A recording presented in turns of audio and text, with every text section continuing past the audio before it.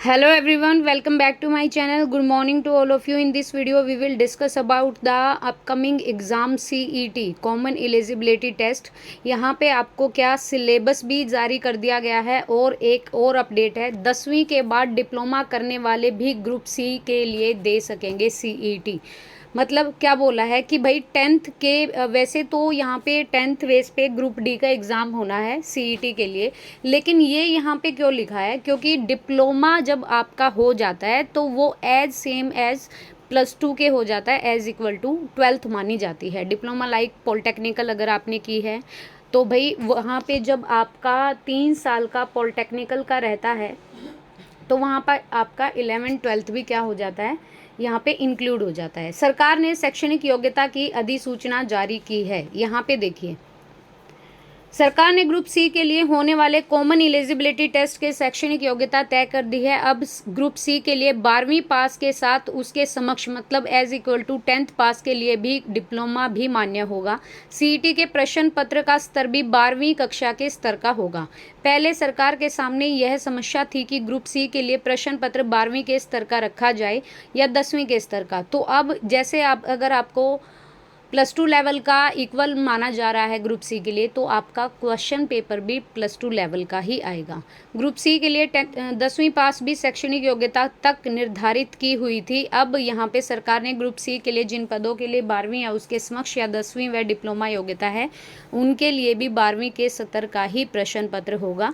Group D के कर्मचारी की भर्ती के लिए शैक्षणिक योग्यता 10वीं पास यहाँ पे रखी गई है। सिलेबस तो ये क्या ही देंगे, टॉपिक तो इन्होंने दिया नहीं है, सिर्फ ये बोला है सामान्य ज्ञान, जनरल नॉलेज, रीजनिंग, अंग्रेजी हिंदी के प्रश्न, कंप्यूटर से जुड़े सवाल, 10 नंबर का कंप्यूटर आता है, हिंदी इंग्लिश 5-5 नंबर का वेटेज रहता है, और जीएस जीके रीजनिंग मैथ नहीं दिया इन्होंने। इन विषयों में 75% प्रश्न होंगे, लेकिन ये मत सोचना कि मैथ आएगा नहीं। रीजनिंग अगर दे दिया ना, इसी में मैथ पूछ लेंगे वो।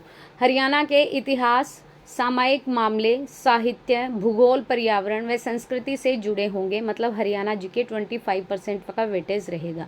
ग्रुप सी को प्रश्न पत्र 12वीं व ग्रुप डी के लिए प्रश्न पत्र 10वीं स्तर का होगा। अब मेरी बात सुनिए, जीएस जीके में कोई ये नहीं होता कि ये 10वीं लेवल का है, ये 12वीं लेवल का है, सब कुछ पूछा जाएगा। फिर बात करते हैं करंट अफेयर की।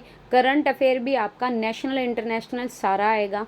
अगर यहाँ पर इंग्लिश हिंदी की बात कर लेते हैं, क्या होता है कि 10th तक कुछ एक टॉपिक हो जाते हैं, +2 में उसके बाद थोड़ा सा ऐड हो जाता है, otherwise notice, report, business letter, formal informal letter, ये वगैरह रहता है, तो ये तो आएंगे नहीं ऑब्वियसली। इंग्लिश में आपकी ग्रामर आएगी, कॉम्प्रीहेंशन पैसेज नहीं आएगा क्योंकि 5 नंबर में ही इंग्लिश पूछी जाएगी, तो पैसेज वगैरह नहीं आएंगे। रीजनिंग की यहाँ पे बात करें तो रीजनिंग आपकी ओवरऑल जैसे और पेपर में आती हैं तो ऐसे ही आएंगी। हाँ, मैथ का स्टैंडर्ड मैं बोल सकती हूँ कि ग्रुप सी वाली सीईटी में मैथ का स्टैंडर्ड हाई हो सकता है। लीनियर पेयर है, लीनियर इक्वेशन है, और जो आपके भाई 11th-12th का जो भी सिलेबस है वो आ सकता है। मैथ इन्होंने दिया नहीं है। अगर किसी का मैथ वीक है तो आप उतना ही मैथ करिए जितना आपको आता है, ज़्यादा में घुसने की ज़रूरत नहीं है।